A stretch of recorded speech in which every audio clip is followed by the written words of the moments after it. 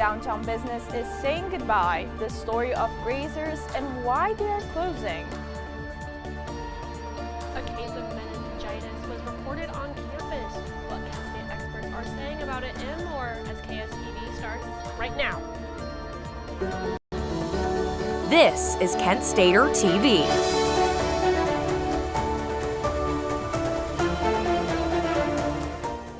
Wednesday evening, Portage County, and welcome back to Kent Stater TV. I'm Lexi Blatnick. And I'm Sophia Lena. Thank you for joining us. We start tonight remembering a May 4th advocate.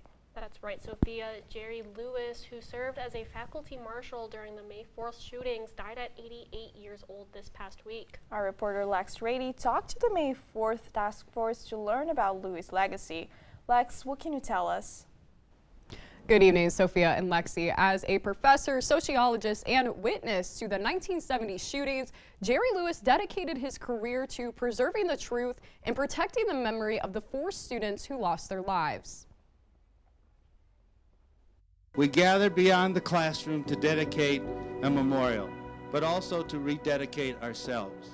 To dedicate a physical memorial that reminds us to continue the rituals that help us inquire, learn, and reflect in order to achieve a more positive condition of human life.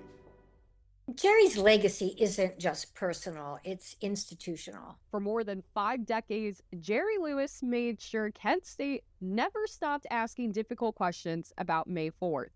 As a professor, sociologist, and witness to the 1970 shootings, Lewis committed his career to preserving the truth and protecting the memory of the students who died. He was a faculty member who made the same commitment that we, the victims, made to never letting the world forget what happened to us. That commitment reshaped how May 4th is remembered on campus, not simply as a tragedy, but as history meant to be studied, challenged, and understood. He just made sure that May 4th wasn't just this moment frozen in grief, that it became something that we could study, that we could question, and we could learn from it. Students say that mission continues through classes, commemorations, in the annual speaker series that now carries on his name. It's really neat that his name is always going to be a part of our commemorations every year. And that commitment to education didn't stop with his generation. It carried into classrooms and conversations with students who never experienced May 4th themselves,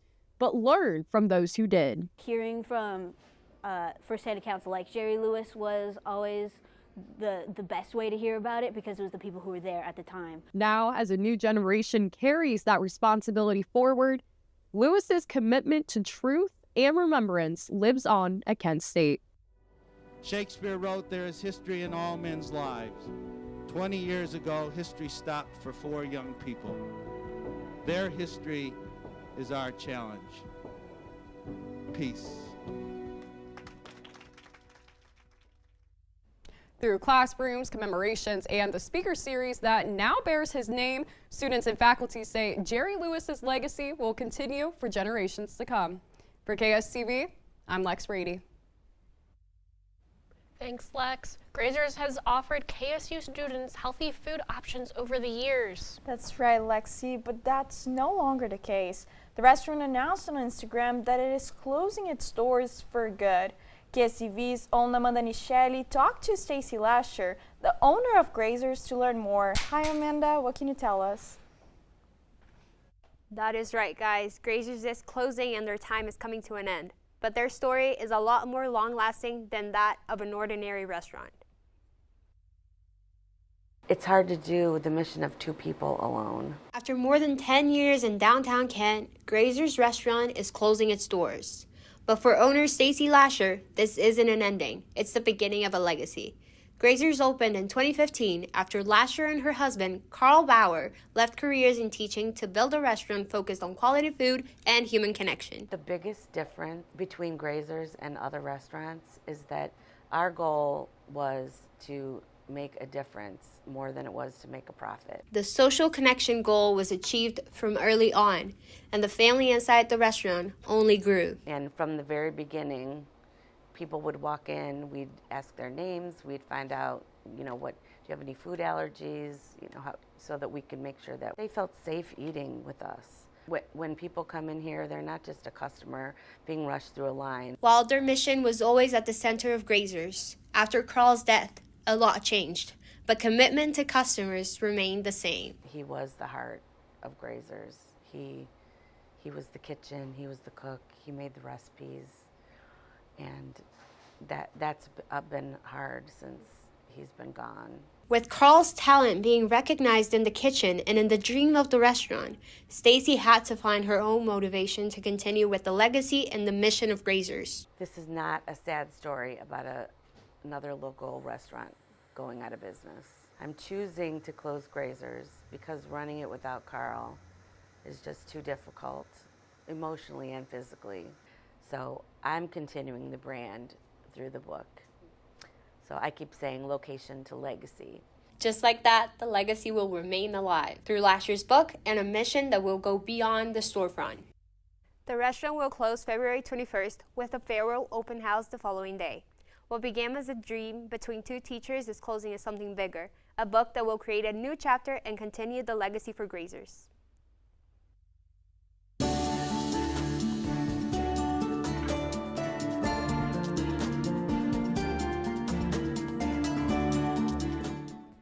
Good evening and welcome to your Wednesday weather forecast. I'm your weather anchor, Lila Schaefer-Hughes.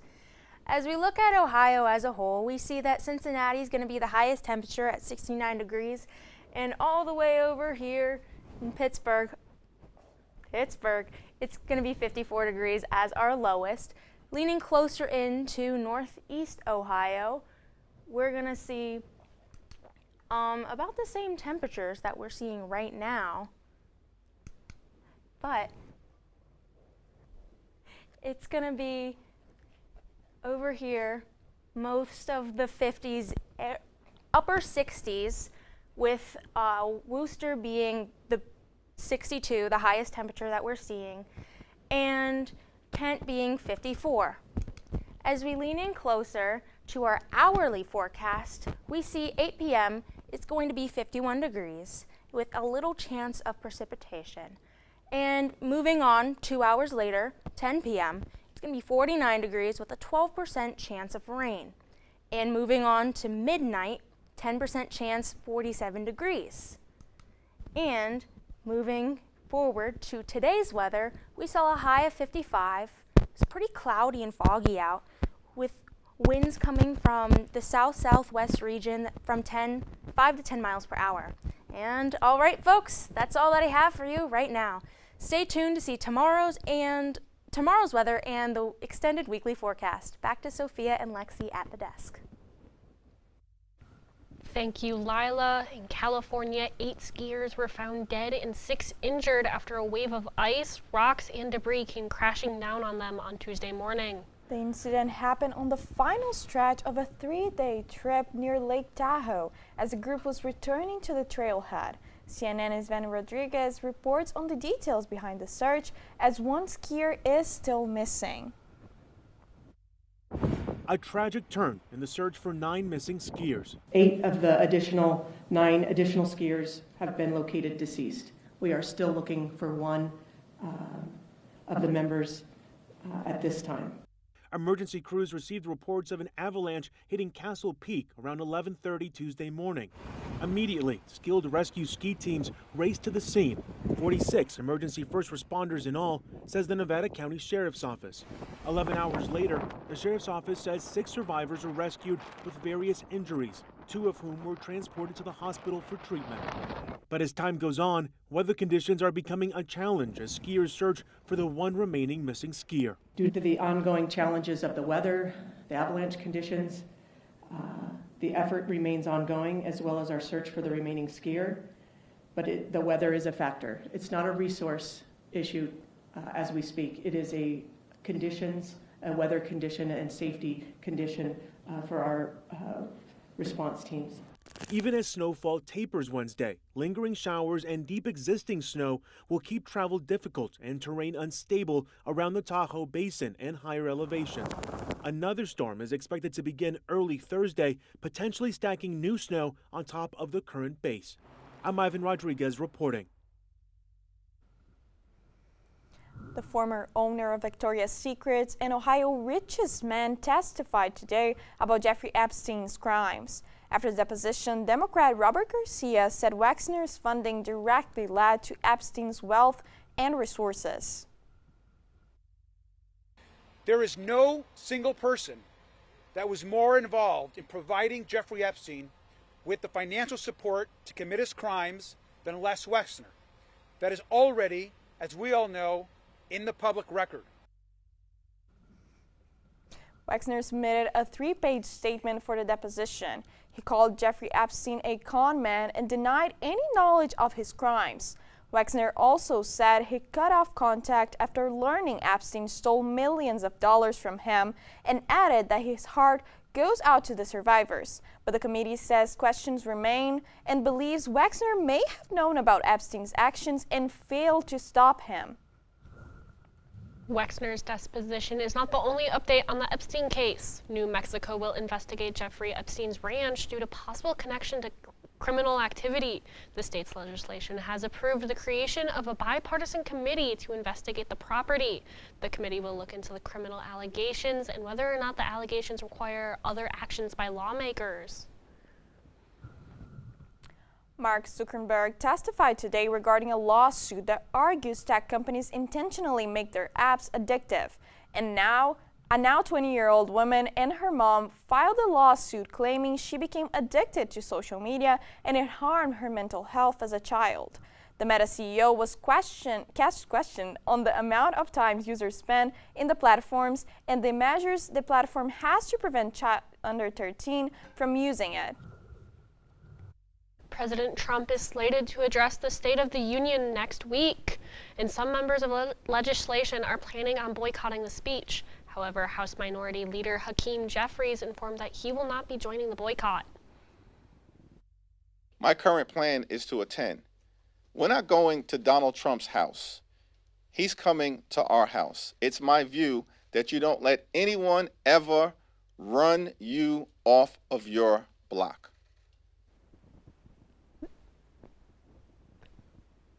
This comes as the Democrats' way to display their dissent for President Trump's policies. Members who will be skipping are scheduled to attend the People's State of the Union, created as a counter-program event by progressive groups. This bill highlights people who are affected by Republican legislation, including federal workers who lost their jobs.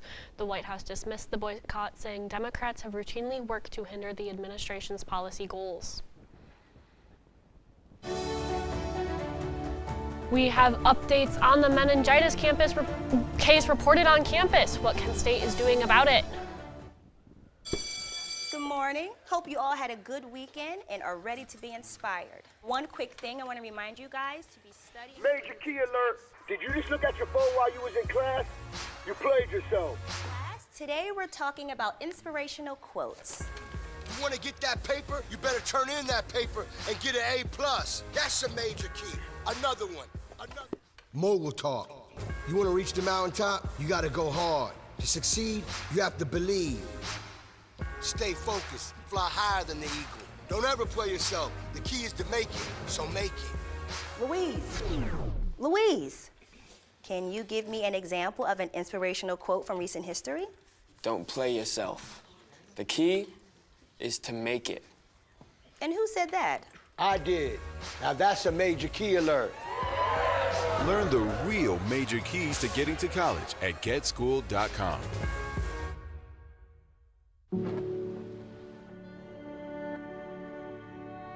Hey there, I'm Lance Bass, and this is Chip. For more than 100 years, American Humane has been on the front lines protecting animals in times of crisis. From Pearl Harbor to 9/11, the California wildfires, and the coronavirus pandemic. American Humane Rescue has provided life-saving assistance for animals in virtually every major national disaster. If you're anything like me, your pets mean the world to you. And if disaster strikes, you want to keep them safe. To prepare for an oncoming disaster, ensure your pet has secure and up-to-date identification. And if you must evacuate, remember to take your disaster preparedness kit with you. To learn more about disaster planning and how to keep your best friends safe, please visit AmericanHumane.org.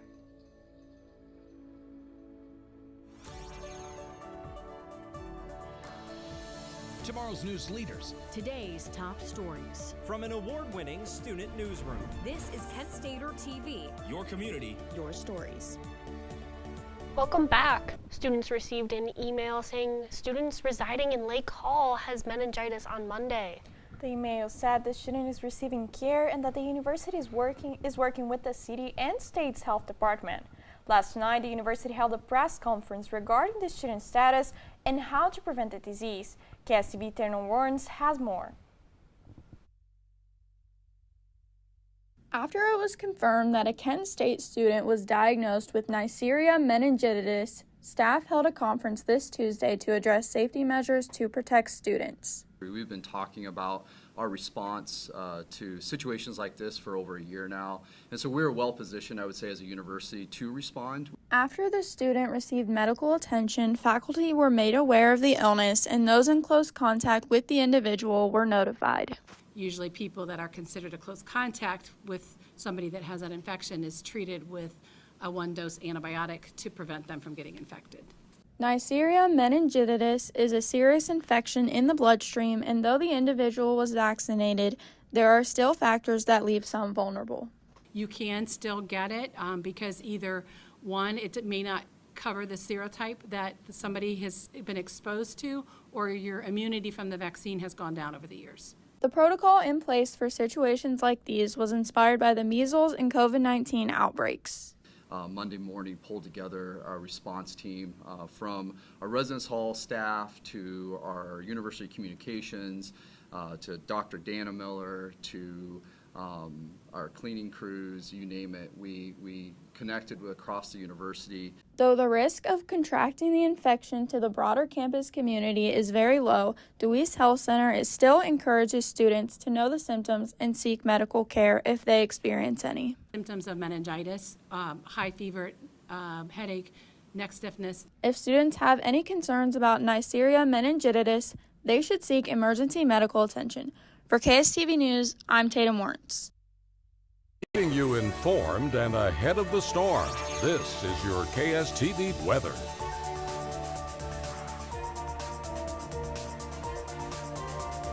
Still ahead, I'll break down tomorrow's forecast and show you what is headed your way for the coming week. But first off, welcome back, Flashes. I have a joke for you. What is Fog's favorite drink? Sierra Mist. And we've seen a lot. This is because warm air melts with the cold snow, and the two combine to what we saw this morning, a lot of fog. But as we look forward to tomorrow, in the future, we're seeing 54 degrees as the high, and there's going to be some showers and sometimes a little bit of sun poking through, but overall it's going to be a very foggy morning. Our moon phase is going to be a waxing crescent. The new moon just happened yesterday. The sunset time is 6:04 p.m. and the wind is going to make this 54 degrees feel a tiny bit chillier from wind coming from the east-southeast direction. And as far as the humidity, it is very high, looking at 84 degrees. As we look ahead to the extended forecast, the next 2 days, we see they're in the upper 50s, dipping a little into the 40s and the 30s as the low, but there is a chance of rain in the afternoon. But as we look into the weekend, it's pretty crazy with some snow, and you have to have your jacket close on hand. But that was a look at your full forecast for the week. Be sure to stay updated with KSTV. I'm Lila Schaefer-Hughes, and that was your Wednesday weather. Men's and women's Olympic hockey is heating up as teams seek Olympic glory. We'll see who's performing well on the men's and women's sides and more when we return. Brush, brushy, brush, brushy, brush, brush your teeth. Every day and every night. Now it's your parents' turn. Here's what you gotta do. Let them have your toothbrush so that they can brushy brush your teeth. Good job, you're almost done. 5, 4, 3, 2, 1. That's it. Help your teeth stay healthy. Brushy brush with a grown-up every day. Can you help me?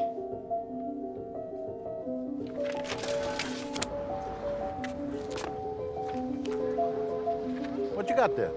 Will you help my mom? Hey, crew, I'll give the first move to anyone who signs up to be an organ donor. How do you do it? Easy. Just go to organdonor.gov. More donors means more hope. Sign up at organdonor.gov.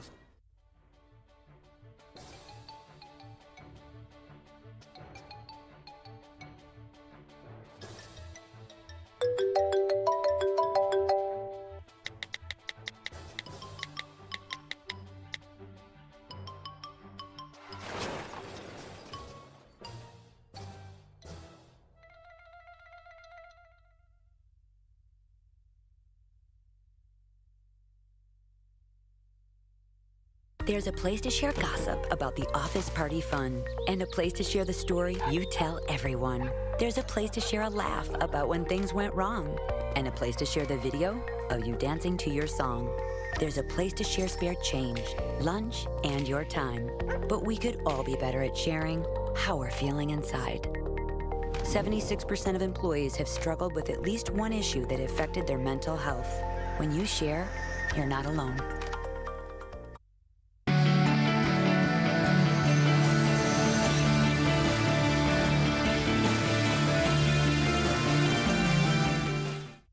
Hello everyone, my name is Maddox Miller, filling in for Ryan Mead today. The past few days have been chocked full of sports action, so let's get started with some Kent State athletics updates as we're going to head to the basketball court where the Kent State men's basketball team took on Bowling Green last night.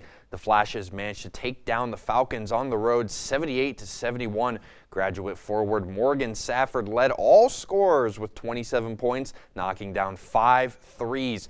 Junior guard Sion Medley also added 16 points to go along with 6 assists to clinch a MAC tournament appearance.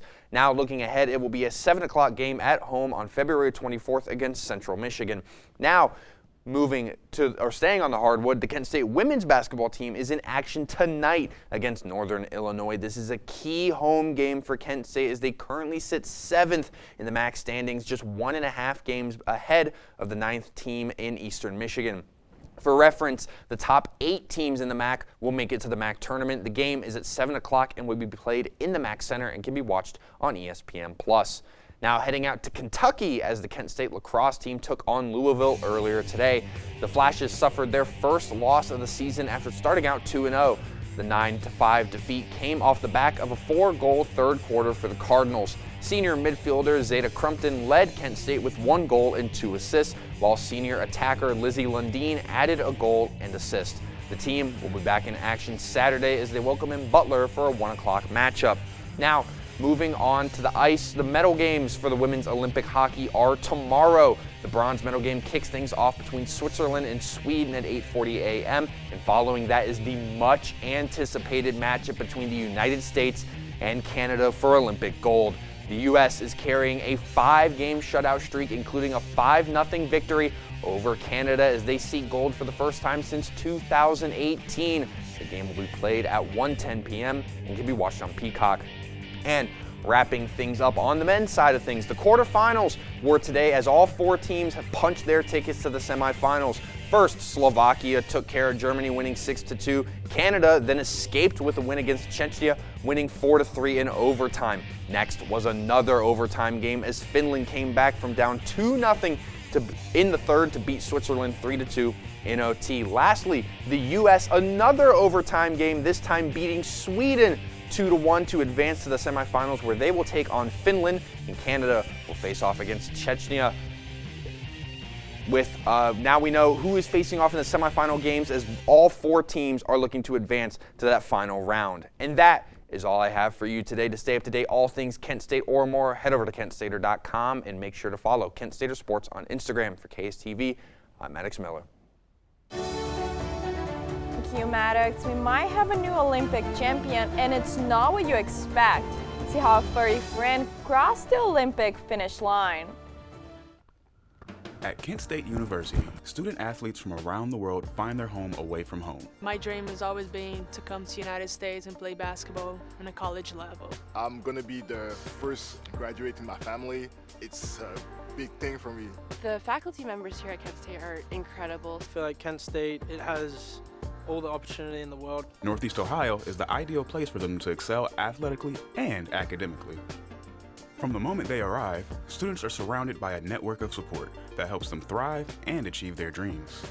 We are a family, so helping each other out is one of the most important things. Straight away I knew I had people that I could count on. As soon as I got here, between coaches, friends that I met pretty early on, I feel like this is a second home now.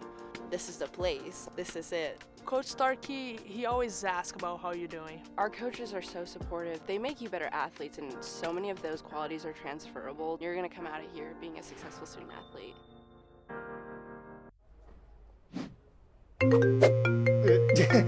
Hello? Mom, you gotta stop this. I'm in a library, okay? What could happen?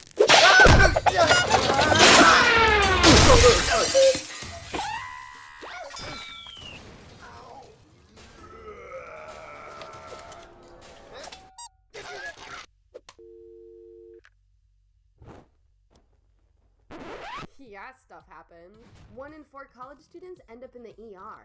That's why you need Emergency. Everything you need to handle an emergency. Share important info with your family and friends.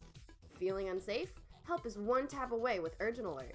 Upload your insurance card and your medical consent form so your family can speak to medical staff. Download Emergency now while it's still free, before stuff happens.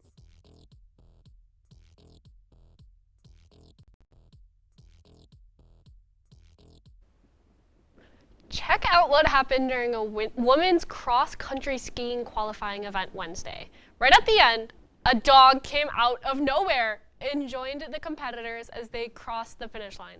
According to NPR, the pup is a Czechoslovakian wolf dog named Nazgul. Apparently, Nazgul got out of the house on race day and decided to join his owner. His appearance delighted fans, and the racers say they weren't bothered by it one bit. How fast do you think Nazgul, what do you think his time was? He's an Olympic champion now, for me. Can we get him a little medal, perhaps, that he can hang from his... They should have done that. that. We should do it. But unfortunately, that is all the time we have for you today. Thank you so much for tuning in this Wednesday evening. For more stories and updates, be sure to check out our website, kentstater.com. I'm Sophia Elena. And I'm Lexi Blatnick. Have a great night, Portage County.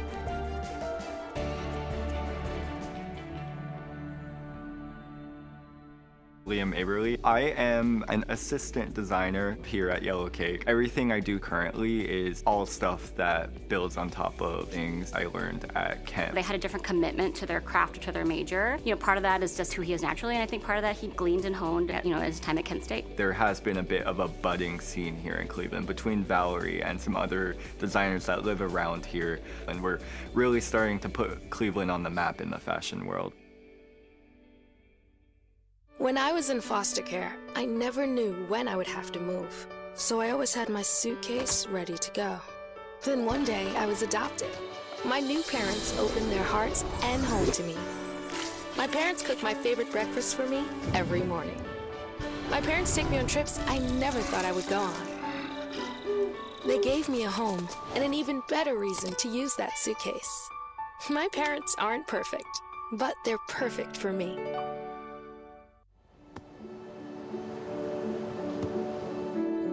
I don't remember how it started. Go to that. Oh boy. Our back and forth.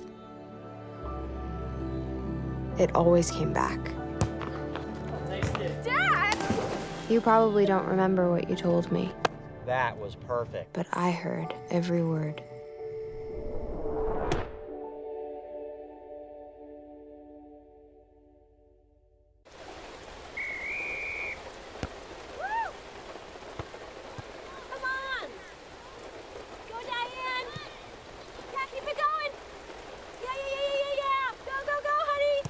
If you love them enough to drive an hour to cheer them on as they get beat 11-0 in the rain, then surely you'll check NHTSA.gov/the right seat to make sure they're correctly buckled in the back seat.